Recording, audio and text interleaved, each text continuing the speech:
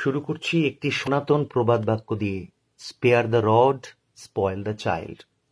অর্থাৎ লাঠি বা ছড়ির ব্যবহার যদি বন্ধ করা হয় তো একটি ছাত্র অধঃপতনের দিকে এগিয়ে যাবে। কিন্তু আজ শিক্ষা ব্যবস্থায় শাসন নেই, ছড়ি তো অনেক দূরের কথা। আমি আমার জীবনের কিছু অভিজ্ঞতা আপনাদের সাথে শেয়ার করব, আপনারা শোনার পরে আপনাদের মতামত জানাবেন। আমি এসএসসি দিয়ে প্রথম চাকরি পেয়েছিলাম সুন্দরবনের হিঙ্গলগঞ্জ ব্লকের অন্তর্গত পূর্ব খেজুরবেড়িয়া এনসি ইনস্টিটিউশনে। সেই স্কুলের প্রথম প্রধান শিক্ষক ছিলেন আদিত্য রঞ্জন মণ্ডল। অনেকে স্কুলটাকে সেই সময় আদিত্যবাবুর স্কুল বলে চিনত। কিন্তু আমি যখন জয়েন করেছিলাম স্যার তখন রিটায়ার করে গিয়েছেন। কিন্তু স্যার আমাকে খুব ভালোবাসতেন, কারণ তিনি তার ঘনিষ্ঠ মহলে বলতেন যে এক শিক্ষক এসেছে যে অন্তত ছাত্রদের শাসন করার প্রয়োজনটা অনুভব করে এবং সে শাসন করে। হ্যাঁ, সত্যি ওই 6 বছর আমি ওখানে ছাত্রছাত্রীদেরকে খুব শাসন করতাম, কিন্তু তার মানে এই না যে তারা আমাকে আতঙ্কের চোখে দেখত, কারণ আমি তাদেরকে প্রচন্ড স্নেহ করতাম। যদি সেই স্কুলের প্রাক্তন ছাত্রছাত্রীরা কেউ এই ভিডিও দেখে তারাই জানাবে বা তারাই বলবে তারা আমাকে কি চোখে দেখত। কিন্তু সেই আদিত্যবাবু আমাকে এতটা স্নেহ করতেন, তার কারণ আমি শাসনটা করতাম। আমার আরো ভালো লাগতো স্কুলের কোন অনুষ্ঠানে যখন তাকে আমন্ত্রণ জানানো হতো তিনি স্পষ্টই বলে দিতেন শুভঙ্কর এসে যেন আমাকে বাইকে করে নিয়ে যায়।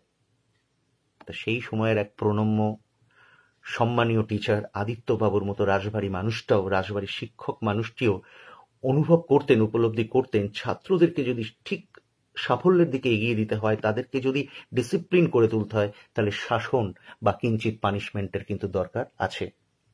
ওই স্কুলের আরেকটি ঘটনা, কৃষ্ণপদ বলে একটি স্টুডেন্টকে আমি কোনো একটা অন্যায়ের কারণে সেদিন বকেছিলাম, 2-4টে চড় থাপ্পড় দিয়েছিলাম। সে তখন 9 বা 10-এ পড়ে।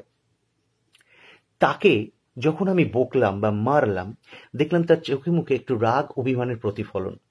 আমি জানতাম আমি যখন শাসন করতাম 2-1টি স্টুডেন্ট নিশ্চয়ই আমার প্রতি বিরাগভাজন হবে, কিন্তু তাতে আমি কিছু মনে করতাম না, কারণ আমি বিশ্বাস করতাম সাগরে পেতেছি শয্যা, শিশিরে কি ভয়। তো কৃষ্ণকে মারার কিছুক্ষণ পরেই মুষলধারে বৃষ্টি নামলো। মনে হলো কৃষ্ণর চোখের জল যেন বৃষ্টি হয়ে নেমেছে। কি মুষলধারে বৃষ্টি, দৃষ্টি ঝাপসা করা বৃষ্টি। অনেকক্ষণ বৃষ্টি হলো, তারপরে স্কুল ছুটি হওয়ার একটু আগে বৃষ্টিটা থামলো। যখন আমি বাড়ি ফিরছি, আমার স্কুল থেকে 1 কিলোমিটার রাস্তা ছিল মাটির রাস্তা, তারপরে ইটের রাস্তা শুরু হতো। আমি বাইকে করে যখন মাটির রাস্তা দিয়ে ফিরছি, কাদামাখা মাটির রাস্তা দিয়ে, তো অর্ধেক যাওয়ার পরে এঁটেল মাটি পুরো আমার সামনের চাকা আর মাঠগার্ডের মধ্যে এমন ভাবে জমে গেল যে আমার চাকা আর ঘুরছে না। আমি দাঁড়িয়ে গেলাম অসহায় ভাবে।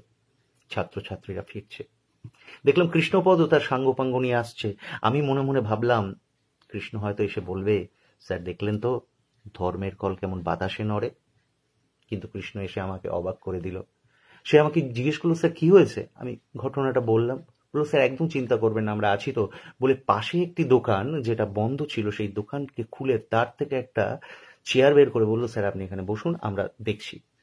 সে তার সঙ্গী সাথী নিয়ে লাঠি সোটা কঞ্চি টঞ্চি এনে খুঁচিয়ে খুঁচিয়ে অনেকক্ষণের প্রচেষ্টায় পুরো কাদাটা, এঁটেল মাটি, একেবারে শক্ত এঁটেল মাটিটাকে কি করলো, নিষ্কাশিত করে দিল, বের করে দিল এবং বলল, স্যার পুরো পথটা আর আপনি বাইক চালাবেন না, আপনি হেঁটে হেঁটে চলুন, আমরা বাইকটা হাঁটিয়ে হাঁটিয়ে ইটের রাস্তা পর্যন্ত দিয়ে আসছি।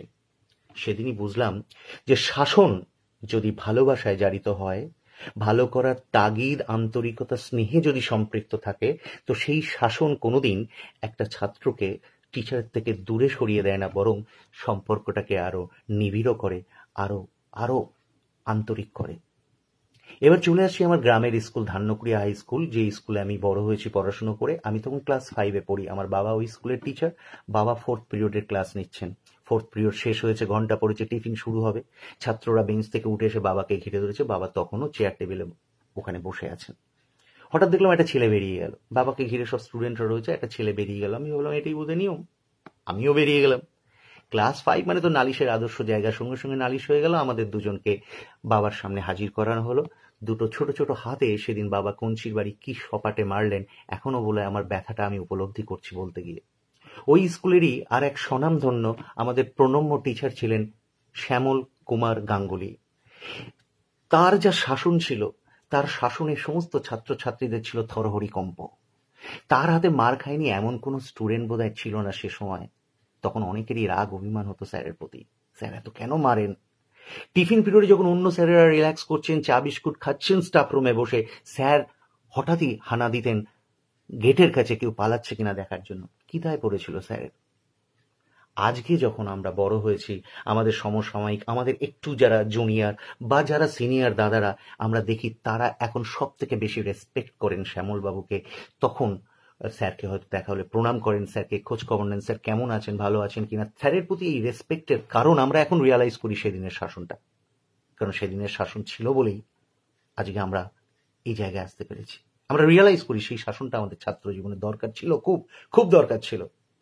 আজ আমাদের শিক্ষা ব্যবস্থায় শাসন নেই, কিন্তু আমি নিশ্চিত করে বলতে পারি আজকে যে ছাত্ররা বড় হচ্ছে, তারা যখন একদিন গ্রোন আপ হবে, তারা যখন একদিন স্ট্যাবলিশড হবে, তারা এসে একদিন বলবে, স্যার সব পেয়েছি আপনাদের কাছ থেকে, শুধু ওই ভালোবাসা মেশানো শাসনটা পাইনি, ওটা যদি পেতাম তো আর একটু বেটার জায়গায় যেতে পারতাম। তবে স্যার, আমার সন্তানকে এই স্কুলে ভর্তি করে দিয়ে যাচ্ছি, যে আশীর্বাদ অর্থাৎ ওই শাসন যার থেকে আমি বঞ্চিত হয়েছি, আমরা বঞ্চিত হয়েছি, আমাদের সন্তানরা যেন সেই আপনাদের আশীর্বাদ অর্থাৎ ওই আন্তরিকতা মেশানো শাসন থেকে যেন বঞ্চিত না হয়। শুধু স্যার দেখবেন চোখ কানটা বাদ দিয়ে